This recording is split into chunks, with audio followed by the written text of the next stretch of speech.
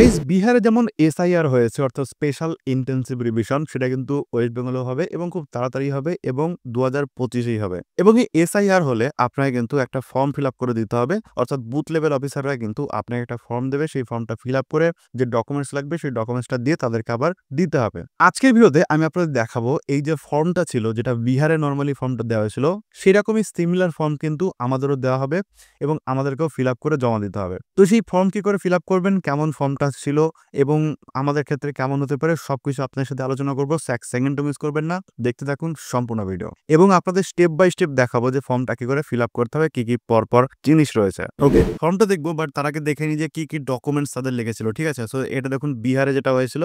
So বিহারে কিন্তু 2003-এর আগে সবকিছু মালপত্র লেগেছিল। ঠিক আছে, তো এখানে দেখুন কি কি লেগেছিল, যেমন any identity card, pension payment order issue to regular employee, pensioner of any central government, state government, PSU, এগুলো হলে হয়ে যাবে। ঠিক আছে, তারপর হচ্ছে any identity card certificate document issued in India by government, local authorities, bank, post office, LIC, PSUs prior 1/7/1987, birth certificate issued by competent authority, passport, matriculation বা educational certificate issued by recognised boards university, permanent residence certificate issued by competent state authority, forest right certificate, OBC, SC, ST or any caste certificate issued by competent authority, national register of citizens, family register prepared by state বা local authorities, any land or house allotment certificate by government.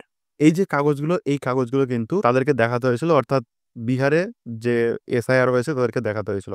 So আমাদেরও মোটামুটি এইসব কাগজপত্রই দেখাতে হবে, but আমাদের ক্ষেত্রে যেটা change হবে সেটা হচ্ছে মনে হচ্ছে এই যে 2003 রয়েছে আমাদের দেখাতে হবে 2003 না 2002 সালের আগের কাগজপত্র। ঠিক আছে, বা 2002 সালে যে এসআইআর হয়েছিল সেই যে ভোটার লিস্ট বানিয়েছিল সেই ভোটার লিস্ট দেখালেও কিন্তু হয়ে যাবে। এইবার দেখাই হচ্ছে যে ফর্মটা কি করে ফিল আপ করতে হবে। সো এই যে ফর্মটা দেখতে পাচ্ছেন এই ফর্মটা কিন্তু আমাদেরও ফিল আপ করতে হবে। প্রথমত দেখুন এখানে যেটা রয়েছে সেটা হচ্ছে এখানে ইলেকট্রোলাস নামটা থাকবে, এপিক থাকবে, অ্যাড্রেস থাকবে। সো আগে থেকে কিন্তু প্রিন্টেড থাকবে, অর্থাৎ আপনার বর্তমানে তো ভোটার কার্ডের নাম রয়েছে বা ভোটার লিস্টের নাম রয়েছে, সেইটা ধরে ধরেই কিন্তু আলাদা আলাদা করে এরকম ফর্ম বানানো হবে এবং ফর্ম প্রিন্ট করে কিন্তু পাঠানো হবে। ঠিক আছে, তো এখানে অটোমেটিক থাকবে, তারপর সিরিয়াল নাম্বার, পার্ট নাম্বার, নাম, তারপর হচ্ছে আপনার বিধানসভা, স্টেট সবকিছু কিন্তু এখানে প্রি প্রিন্টেড থাকবে, যেটা কিন্তু লেখা রয়েছে আগে থেকে থাকবে। তারপরে এখানে থাকবে হচ্ছে ওল্ড ফটো, অর্থাৎ বর্তমানে আপনার ভোটার কার্ডে যে ফটোটা রয়েছে সেটা কিন্তু এইখানটায় থাকবে। ঠিক আছে, তারপরে বর্তমানে আপনার যে ফটোটা রয়েছে আপনি জাস্ট 2-1 মাস আগে তুলেছেন বা ইমিডিয়েট তুলেছেন সেই ফটো কিন্তু এইখানে আপনাকে দিতে হবে। ঠিক আছে, এখানে পেস্ট করে দেবেন।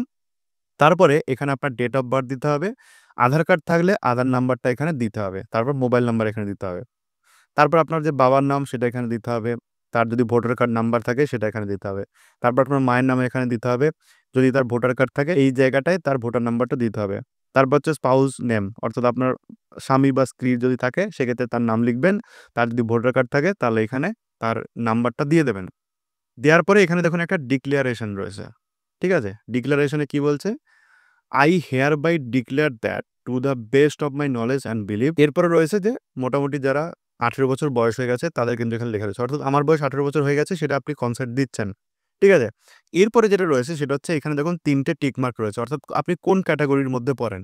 এক হচ্ছে 1987 সালের আগে যাদের জন্ম সেটা তারা একটা ক্যাটাগরি রয়েছে, যারা 1/7/1987 থেকে 2/12/2004-এর মধ্যে জন্ম তারা একটা ক্যাটাগরিতে রয়েছে, এবং যারা 2/2004-এর পরে জন্মগ্রহণ করেছে তারা একটা ক্যাটাগরিতে রয়েছে। তো এর মধ্যে আপনি কোনটার মধ্যে পড়ছেন সেটা কিন্তু আপনাকে এখানে টিকমার্ক দিতে হবে এবং এর সাথে আপনাকে ডকুমেন্টস দিতে হবে। যেরকমটা আমি পেছনে যে ডকুমেন্টগুলো বলেছিলাম সেই ডকুমেন্টগুলোর মধ্যে কিন্তু এখানে দিতে হবে।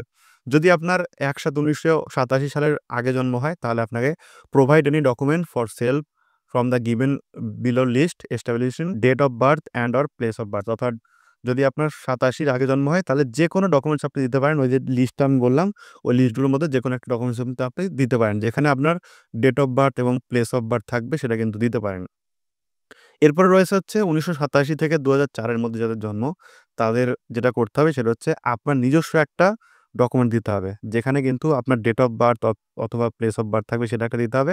তারপর আপনার যে বাবা অথবা মায়ের যে কোনো একটা কাগজ দিতে হবে, তাদের ডেট অফ বার্থ বা প্লেস অফ বার্থ থাকবে এরকম একটা কাগজ কিন্তু আপনার বাবা মায়ের একটা দিতে হবে। আর যাদের হচ্ছে 2004-এর পরে জন্ম বা 2/12/2004-এর পরে জন্ম তাদের জন্য কিন্তু আলাদা। তার জন্য এখানে দেখুন আপনার নিজস্ব একটা ডকুমেন্টস লাগবে, তারপর আপনার বাবার একটা ডকুমেন্টস লাগবে, আপনার মায়ের একটা ডকুমেন্টস লাগবে। এরপরে আপনার যদি প্যারেন্ট অর্থাৎ বাবা-মা যদি ইন্ডিয়ান না হয়, সেক্ষেত্রে কিন্তু provide a copy of his or her valid passport and visa at the time of your birth. অর্থাৎ আপনার বাবা অথবা মা যদি ইন্ডিয়ান না হয়, সেক্ষেত্রে আপনার যখন জন্ম হয়েছে তখনকার পাসপোর্ট এবং ভিসার কিন্তু জেরক্স কপি কিন্তু এখানে দিতে হবে। ঠিক আছে? এর পরেরগুলো রয়েছে যারা ইন্ডিয়াতে জন্মগ্রহণ করেননি, অর্থাৎ বাইরে জন্মগ্রহণ করেছেন বাট আপনি ইন্ডিয়াতে চলে এসেছেন। ঠিক আছে? I was born outside of India. ঠিক আছে? তারপর হচ্ছে I have acquired Indian citizenship, অর্থাৎ আপনি বাইরে জন্মগ্রহণ করেছেন বাট ইন্ডিয়ায় এসে সিটিজেনশিপ নিয়েছেন বা রেজিস্ট্রেশন করিয়েছেন, তার জন্য আলাদা ডকুমেন্টস। আমার মনে হয় না যে এরকম কোনো মানুষ আছেন, সো যার জন্য এটাতে আর বেশি ঘাটাঘাটি করলাম না। এরপরে আপনি জাস্ট নিচের দিকে আসবেন, নিচের দিকে এসে এখানে ডেটটা লিখবেন, প্লেসটা লিখবেন এবং সিগনেচার করতে জানলে সিগনেচার করবেন, আর যদি সিগনেচার না করতে পারেন সেক্ষেত্রে বাঁ হাতের বুড়ো আঙুলের ছাপ কিন্তু এখানে দিয়ে দেবেন। দেওয়ার পরে এই যে নিচে এখানে সব ডকুমেন্টস লেখা রয়েছে, ডকুমেন্টসগুলো দেখে নিয়ে এগুলো জমা দিয়ে দেবেন। ঠিক আছে? তাহলে কিন্তু হয়ে যাবে। এখানে সব ডকুমেন্টস কিন্তু লাগবে না, একটা, একটা করে ডকুমেন্টস হলেই কিন্তু হয়ে যাবে। তো এই হচ্ছে ফর্ম, ঠিক আছে? এসআইআর এর ফর্ম। সো খুবই ছোট একটা ফর্ম, খুব বেশি কিছু নেই। তো গাইস এই হচ্ছে মোটামুটি আজকের ভিডিও। আশা করি ভিডিও আপনাদের ভালো লেগেছে। যদি ভালো লেগে থাকে অবশ্যই একটা লাইক করবেন, শেয়ার করে দেবেন আপনার বন্ধুদের সাথে যাতে তারা বিষয়গুলো জানতে পারে, শিখতে পারে। থ্যাংক ইউ সো মাচ ভিডিওটা দেখার জন্য। দেখা হবে নেক্সট ভিডিওতে। টাটা।